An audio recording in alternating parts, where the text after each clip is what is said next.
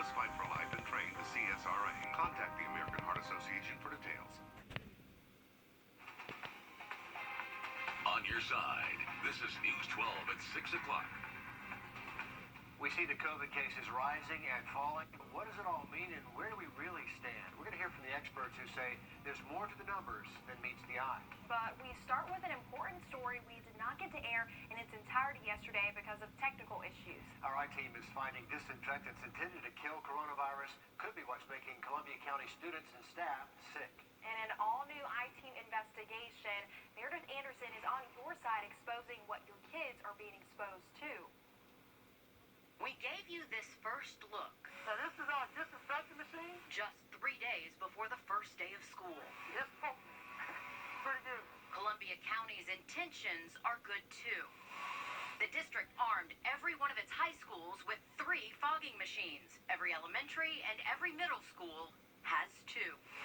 In the war against COVID-19, you could call them the big guns, but not perhaps because of how they shoot, more like what they shoot and where and when they're shooting it. A source shared this of a bus being fogged after a route. We're going to play it in real time without editing for time, so you can see just how fast the driver returns. It's roughly 10 seconds before the chemicals have even had a chance to settle. Not even half an hour later, I'm told kids were boarding. Students and bus drivers may be a little sick from the chemical. Remember, these are poisons, and I'm not surprised at all. And that was before the executive director of the Georgia Poison Control Center even saw this clip. Dr. Gaylord Lopez watched it after our interview and called it crazy and a very bad idea, all caps. The school bus is really the hardest.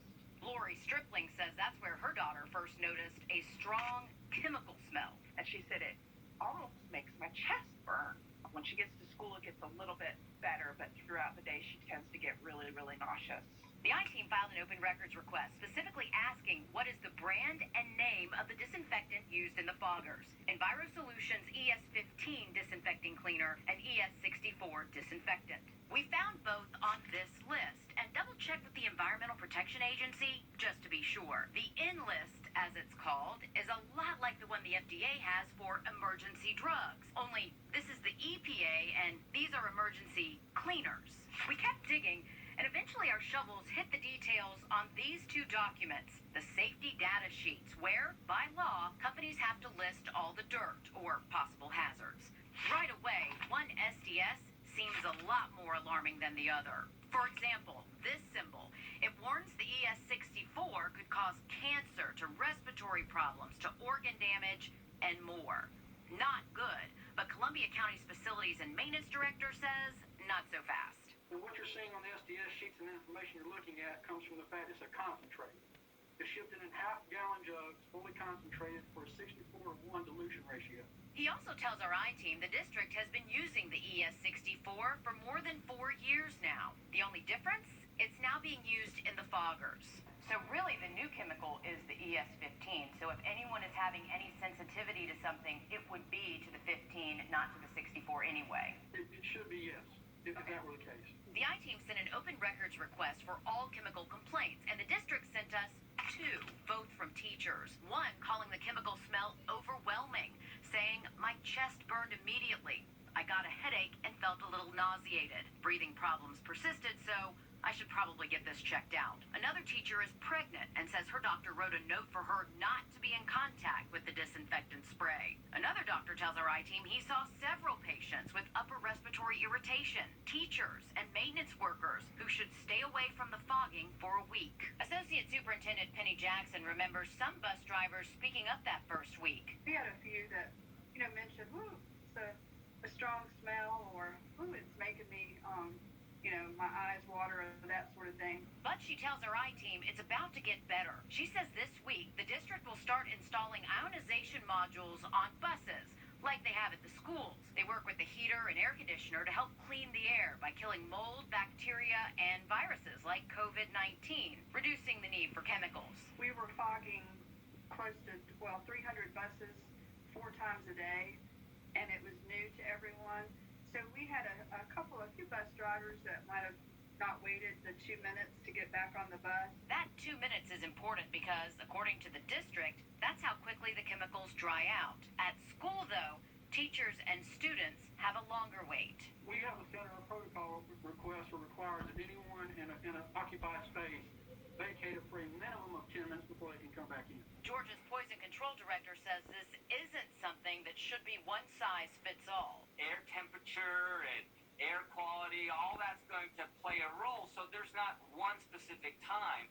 But a lot of times we're throwing out common sense in favor of thinking this is safe and effective. He says how people react to chemicals isn't the same either, something this mom is seeing firsthand. The first week of school, she says all 3 of her kids had the same symptom. I need something for my head. My head is about to explode. After a few days and a few doses of ibuprofen, 2 of her kids were back to normal. She says her oldest, though, still feels sick every day. A couple minutes of being home and everything's settling down. No more runny nose, no more watery eyes, no more symptoms. She's been trying to tough it out, though, because of marching band. Her dream is to march in a major college program. It's a wait. Sickness now or future with band. Which weighs more? If she chooses to go virtual and learn from home, she'll have to sit this season out, putting experience and maybe even scholarships at risk. What are the options here? There aren't. It's either or. The school board's position is you have to do what is best for your family. And as much as I've realized changing her future and that possibility, I can't keep exposing her to something that is physically making her ill. Meanwhile, Dr. Lopez hopes all school districts will take a hard look at the chemicals they're using. He says no one, not one single school district in the state, has called on his agency to help. He says he hopes that changes because he's worried districts are making mistakes. It's like trying to kill a fly with a cannonball, and you don't really need those potent of chemicals. And if you do use them, be aware that there exists the potential for untoward effects to happen. Effects that he worries will linger much longer than the smell. Reporting for the I-Team, Meredith Anderson, on your side. Happening right now, the Aiken County School Board is reviewing a statewide mask policy. South Carolina is requiring masks for students and staff. This is the second time the policy is going before the board. They'll be going over how to enforce it and consequences. And the Columbia County School Board is meeting right now as well. They're voting on changes to the school calendar now that the Masters is not open to patrons. If approved, November 9th to the 13th will be a normal school week instead of golf week. October the 12th, the holiday, and the school year will end then 3 days earlier. We report COVID numbers every day, and we know it can be a lot to take in. Some weeks we're up, some weeks we're down. It can be hard to make sense of it all. And that's why Sydney Heiberger spoke with a local health official to put it into context. New data from the Georgia Department of Public Health shows just a couple of weeks ago, while statewide COVID rates were decreasing, our local numbers were moving in the opposite direction. But today I talked to Dr. Philip Kuhl at Augusta University, who told me that might not be as scary as it sounds. According to Georgia DPH, the average number of weekly COVID cases statewide decreased 11% during the week of August 11th. But zoom into the CSRA, and you'll see during that week, almost every county in the region increased. This disease does not affect all communities equally. Dr. Philip Kuhl says Augusta has historically lagged about a week behind other areas in the state. So while areas like Atlanta were coming down from a peak, we were just hitting it. We're coming down off of it in the expected time, just like other areas have. Since this map came out, DPH data shows a major decline in local COVID case rates. Augusta University specifically says at their peak on July 26th, 23% of the people tested there tested positive. Just yesterday, that number was down to 14%. If you look at the numbers over the past week, they're much more reassuring. But experts tell us we shouldn't get too comfortable. Now's not the time to loosen up or get complacent. Because it only takes one slip up to hit a peak again.